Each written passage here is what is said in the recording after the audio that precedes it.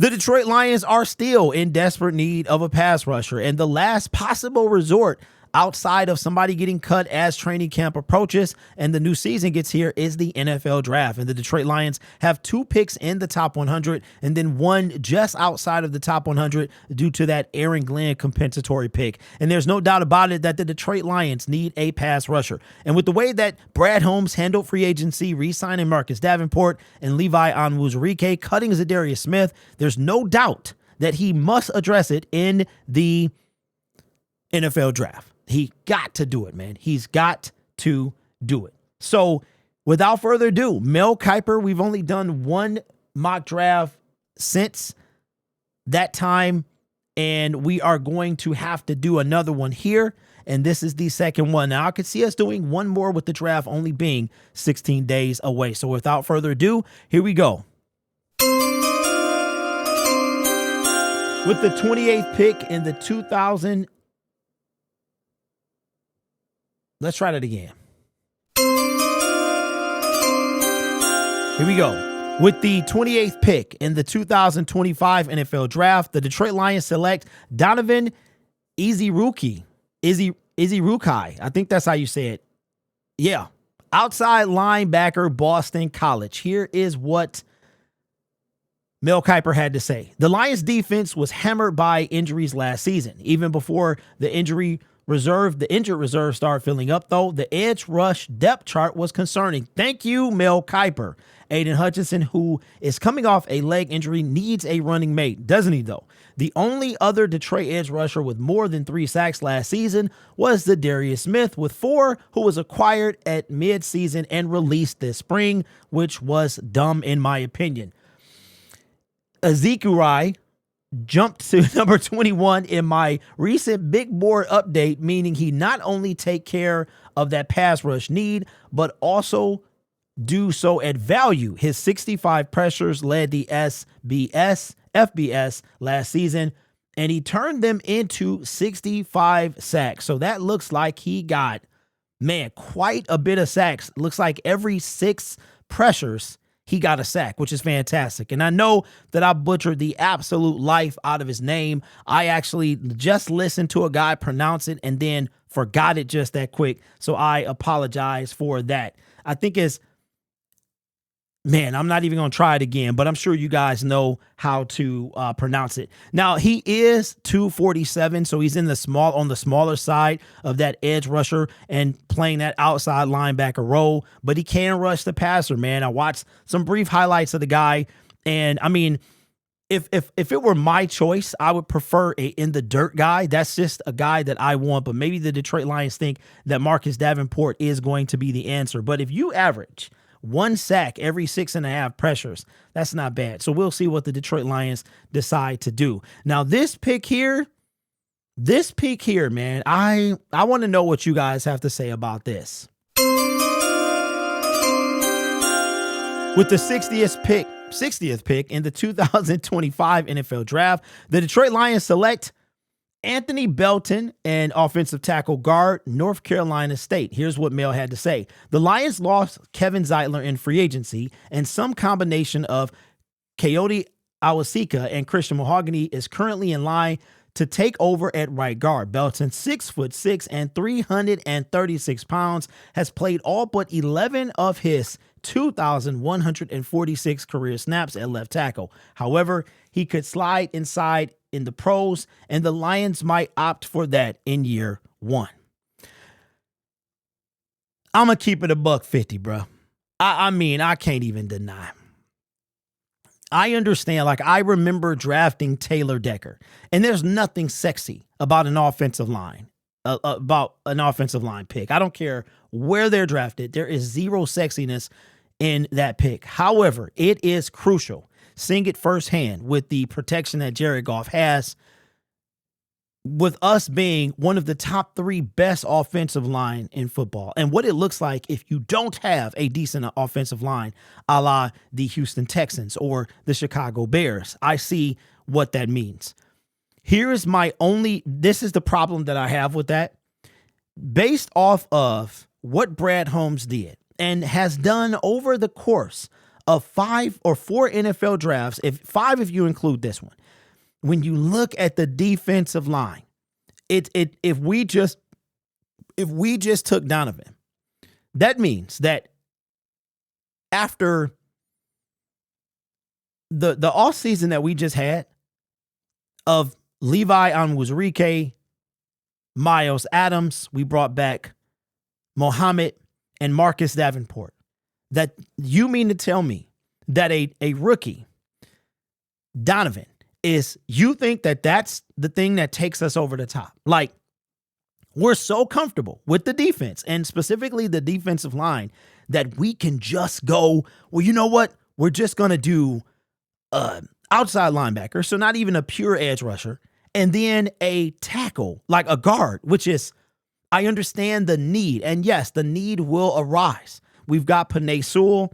We've got some guys, but don't forget that we took some guys last season in the later rounds. And don't forget about a guy that is escaping me right now, Kobe Sorsdahl. I forgot what position he plays. I know he's on the offensive line, but don't forget 2 drafts ago, Detroit invested in a project offensive lineman. So my thing is, when are you going to stack up the defensive line with not just depth? I mean, this is 4 years now. 4 years.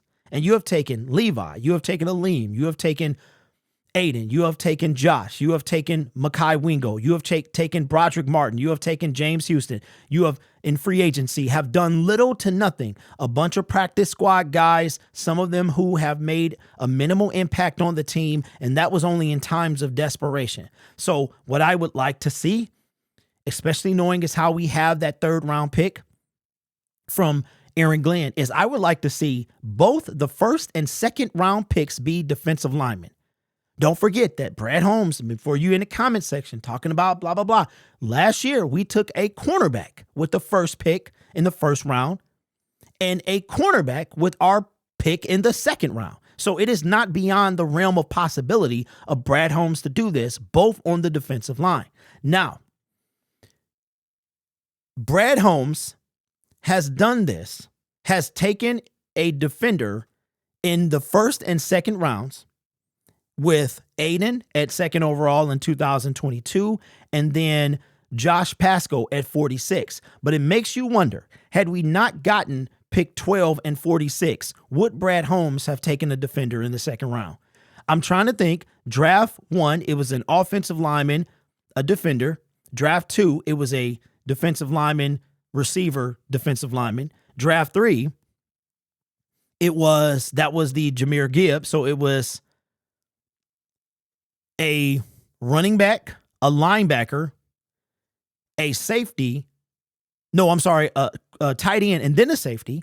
And then draft number 4, Terrion Arnold and Rakestraw, right? So again, I understand the frustration that you guys have with me. I get it. There's not a lot of people that's out here that's keeping it $150 when it comes to Brad Holmes and his defensive line.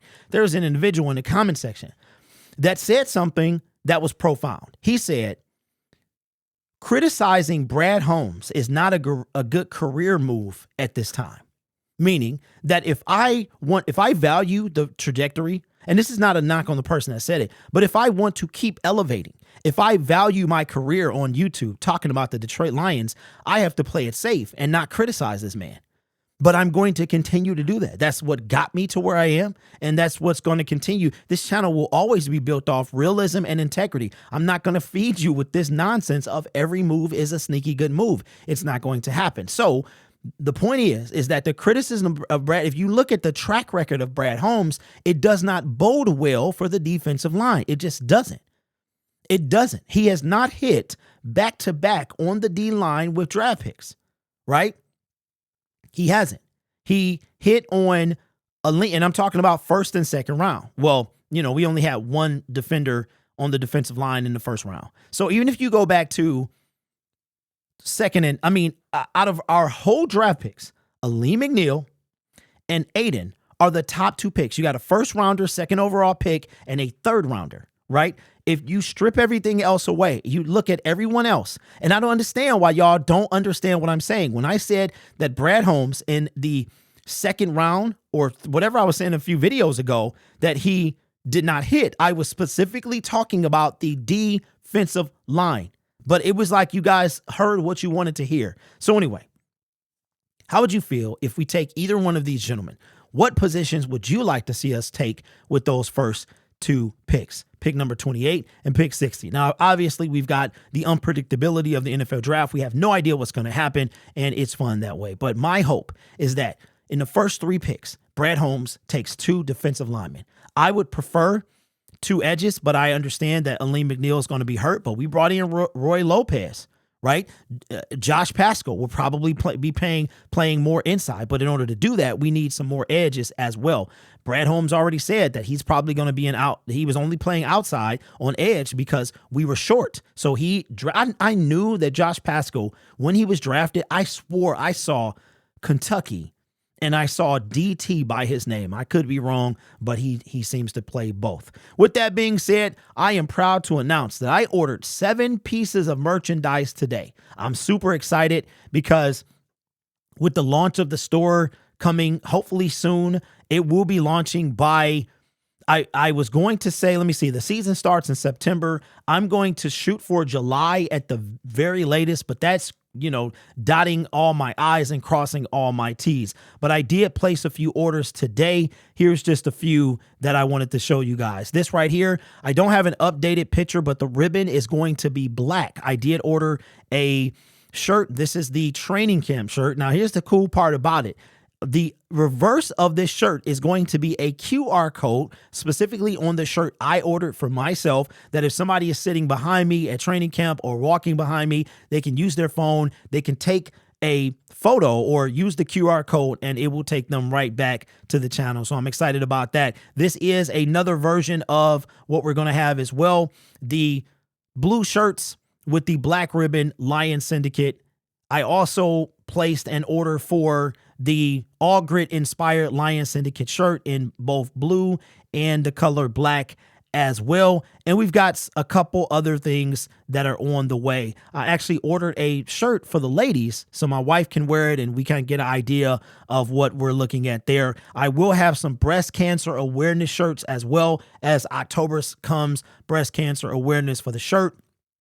That will exclusively be sold during the month of October. I'm super excited to do that. I know the NFL does Crucial Catch. They took the pink out, but I love the pink during that 1 month, so that will be for sale as well. So the store will probably launch.